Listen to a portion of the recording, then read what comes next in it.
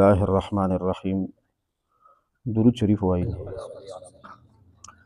اللهم صل على محمد وعلى آل محمد كما صليت على إبراهيم وعلى آل إبراهيم إنك حميد مجيد. اللهم بارك على محمد وعلى آل محمد كما باركت على إبراهيم وعلى آل إبراهيم إنك حميد مجيد. شپاړس سوه یو اویایم نمبر حدیث مبارک دی. 1671 نمبر. وعن ابن عباس رضی اللہ تعالی عنہما قال، زمون سردار سیدنا حضرت عبداللہ بن عباس رضی اللہ تعالی عنہما نے روایت تے قال فرمائلی دی قال رسول اللہ صلی اللہ تعالی علیہ وسلم کہ جناب نبی کریم صلی اللہ علیہ وسلم فرمائلی دی وی مجسی فرمائلی من اقتبس علما من النجوم، چا چې د علم نجوم څه حصہ حاصله کا، وی چا چې د علم نجوم د نجومیانو علم د هغې څه حصہ حاصله کا. د نجوم علم نجوم دې ته وایي چې هغې کې د غیبو او د راتلونکي وخت د حالاتو د معلومېدو دعوه کوي. نجومیان دا دعوه کوي چې زه د غیبو نه خبر یم او راتلونکي چې کوم حادثات دي، کوم واقعات دي، زه هغې نه خبر یم. نعوذ بالله من ذلک. او زمونږ ایمان او عقیده څه ده چې د غیبو نه صرف او صرف یو الله خبر دی، بل څوک په غیبو باندې خبر نه دي. نو چې څوک د علم نجوم څه حصہ حاصله کړي که نه، نبی علیہ السلام فرمایي څوک چې د علم نجوم څه حصہ حاصله کړي اقتبس شعبة من السحر، نو د جادو دغه عمره حصہ حاصله کا ازده زاد ما زاد زاد ما زاد،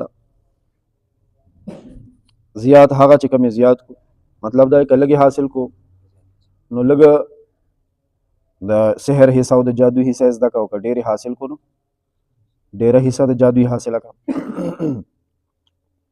رواه ابو داود باسناد صحیح. دا حدیث امام ابو داود رحمه الله صحیح سند سره ذکر کړی دی.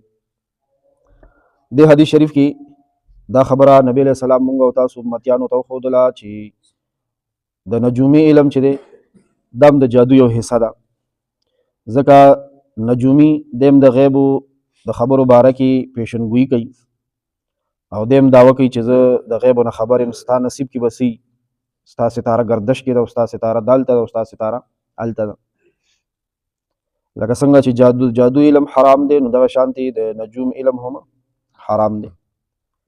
دې کې د هغې نه منع راغلی ده. او باقي زموږ او ستاسو د مسلمانانو ایمان او عقیده دا ده چې د غیبو نه صرف او صرف یو الله خبر دی. هسې نه چې نجومیانو له روانې خیال به کوئ، ښه پالګرو له الله پاک دې حفاظت وکړي. د مانځه سبق درود شریف ویلی شوی و، پوره شوی و، خو تاسو مړه نه راځئ، ما ته نه اورئ، بیا به زه در پسې درځم. اوس دعا ورکې وایو. څنګه دعا وایو مونږ تحیات کې؟ اللهم میم له زور ورکه، اللهم ربنا، اے الله اے زمونږ ربا، آتنا راکه مونږ ته فی الدنیا په دنیا کې هم حسنتن خوبی ښېګړه. حسنتن څه معنی؟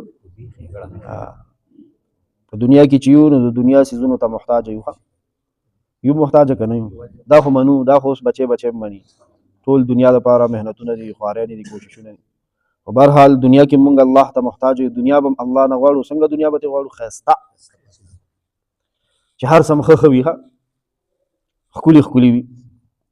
الله خو ورکولی شي، الله دنیا مې ښایسته کړي، دنیا کې مراله هر شی ښکلی ښکلی راکړي. اللهم ربنا آتنا فی الدنیا حسنه حسنتن، اے الله اے زمونږ پروردګاره، اے زمونږ خالقه مالکه رازقه، راکه مونږ ته په دې دنیا کې خوبي ښېګړه. خوبي او ښېګړې نه مراد څه دی؟ هر سم کا، هر سم ښکلي ښکلي کا.